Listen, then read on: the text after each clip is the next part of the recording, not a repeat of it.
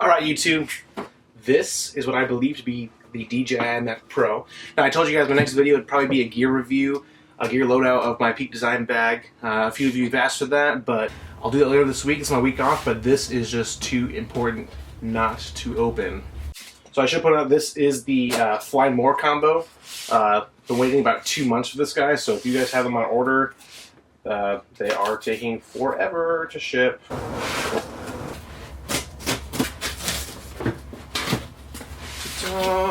Let's see what we got in here. One box that says shoulder bag, that'll be that bag. Fly More combo itself. Let's start with the bag.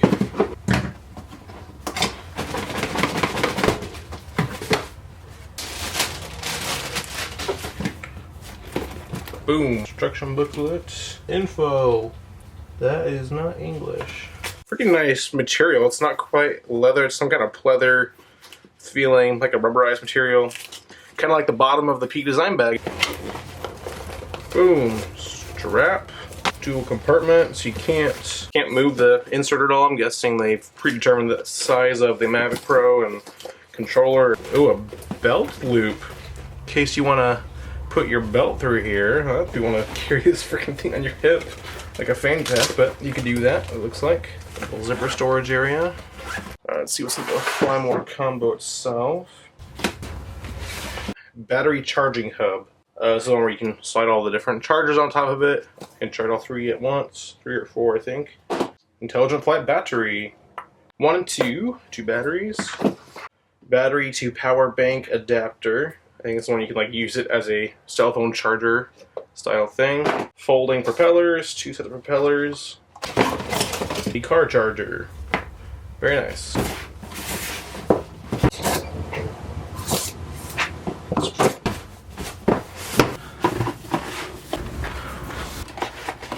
This is nice. Okay, where to start? Okay, let's start with the controller. Ooh, those are freaking long joysticks. I should mention, by the way, this is my first drone ever, so I have no idea what I'm doing. This looks sweet, though. And then, what's underneath here? Tons of paperwork. Awesome. Charging brick. We got a USB charger, standard micro USB. We've got, that is some kind of micro USB, or no, that's the type USB-C, which I wish my iPhone was. There's a charging cable. That'll go with the brick. And now the Mavic Pro. It's so light, I was expecting it to be heavier.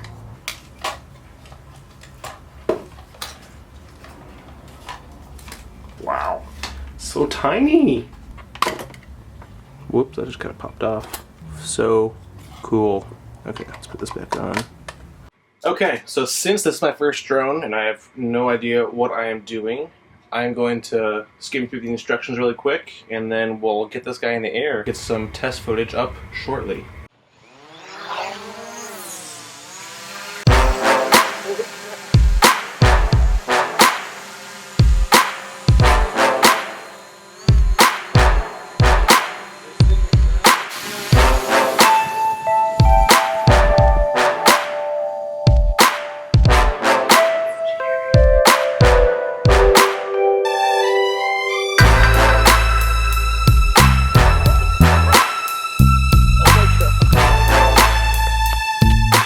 I don't know if we can see this, but my drone is way the frig up there.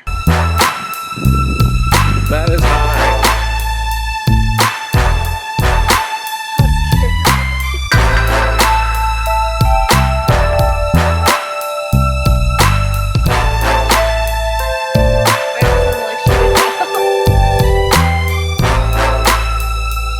That's as far as it can go? I haven't set beginner mode.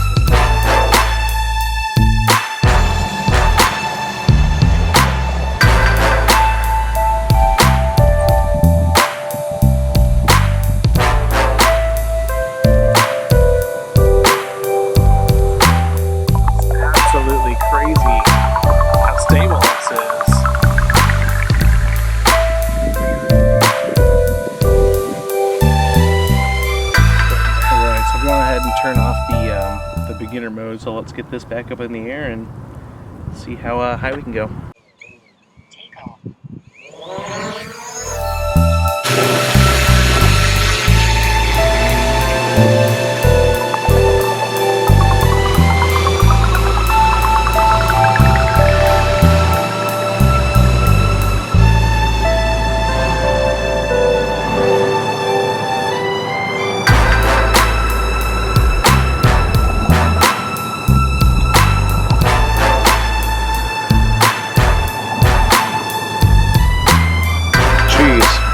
This thing is gone.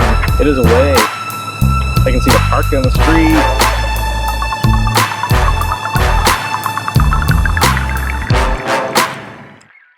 Alright guys, so we are back in the office now, and I just wanted to point out that all the footage you just saw was shot in 4K at 30 frames a second, and it was down-resed to the 1080p timeline here, so you're seeing it scaled down. All 30 frames per second, all standard default settings out of the camera that DJI sets up. So I didn't tweak any color profiles or any kind of settings whatsoever. I think overall people are going to be very happy with the color and the settings you get straight out of the box. Yesterday was day 2 with the drone, and I took it to a local park where I got to get some more practice with it in a more open area. I think I did change the settings of it to soft instead of the standard profile, which just takes the sharpness down a notch. One of the biggest issues I had so far was with the 1080p footage actually in the 96 frames per second.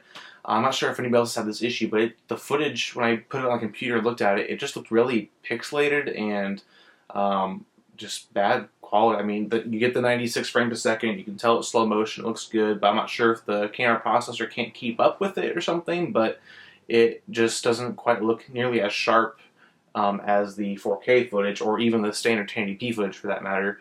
So tell me what you guys think in the comments below. I'm not sure if there's a fix for that, or that's just how it's going to be. I did not try the 60 frames per second. Maybe that would have better luck, which is kind of disappointing because that's a pretty cool feature, pretty cool selling feature that people want. I also tried yesterday when I got back home, I did a comparison. I tried to map the same route every single time. I did 4K at 30 frames a second, 1080p at 30 frames a second, and then D-Log.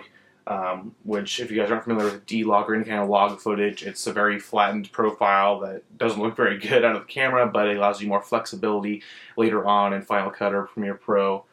So I'll put those comparisons right next to each other right now, and you guys can tell me what you think in the comments below.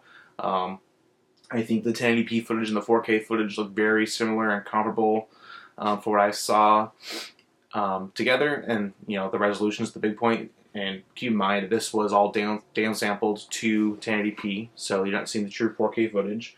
And I think the D-Log would give you a lot of flexibility in post, but then again, I think there's enough flexibility in the original footage as is anyway, and you may not need that D-Log. There's also another D footage, it's called a D-Cine-like, and that's not quite as flat. I think it's more like the Rec 709 codec you get out of the Canon 5Ds.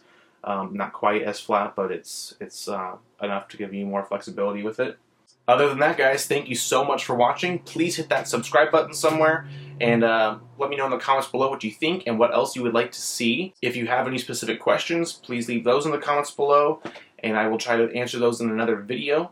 And with all that said, here's a quick video compilation of some of the best shots I've gotten over the past couple days. Hope you guys enjoy. Thanks again.